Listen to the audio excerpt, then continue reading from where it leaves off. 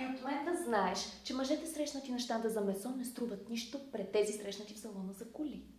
Но този беше сладък. Естествено, че беше. Не познавам бензинджия, който да не е. Този бензинджия ли беше? 100 на 100. Бях омъжена за един такъв. Голям сладур. Била си омъжена? В Майами. Току-що се върнах. Ти сигурно си пълна с пари. Повярвай ми, не искаш да слушаш. За развода ми не получих нищо. Това не е ли противозаконно? Бях полудяла по него, а знаеш ли какво ми причини? Първо се представи с фалшиво име. После се оказа женен, а когато свещеникът каза амин, повече не си мръдна пръста. Нито веднъж. Само веднъж. Тогава ми открадна телевизора и го даде на някакъв сервитьор. Попитах го как може, а той ме замери с пиле. Живо пиле?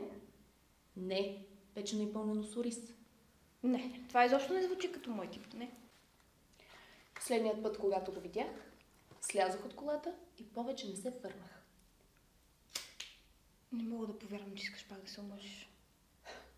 Естествено, че искам. Това е идеята на нашия план. Кой не иска? Много жени използват повече мозък да намерят бельо, вместо да намерят подходящия мъж. Сериозно?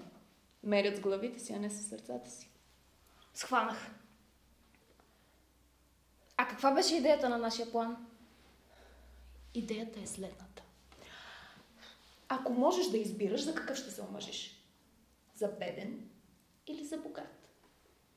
Предполагам, за богат. И къде е най-вероятно да го срещнеш? На разходка в гората или в квартал като този?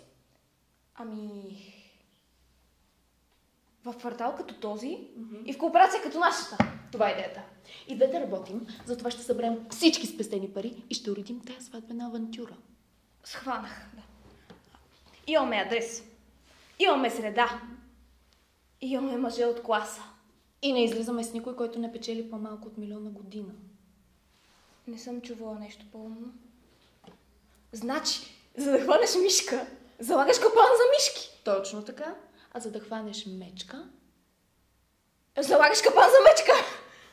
Една от нас поне трябва да хване мечка. Имаш предвид да се омъжим за него. Но не и двете по едно и също време.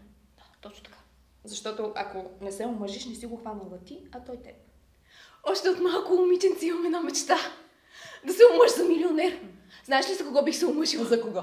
За Рокфелер. За кой по-точно? Те са няколко. И няма значение. Бих се омъжила и за господин Форд или за господин Кадилак. Не, няма господин Кадилак, проверила съм.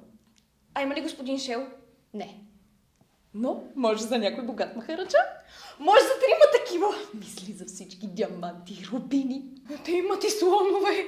Ей, това е да го удариш на живот, нали? Хората, които живеят различен живот от този, просто са луди.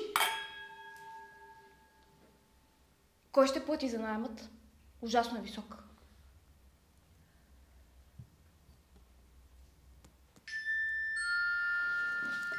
Ще ти кажа. Знаех си, че няма да плащаме дълго. Спокойно.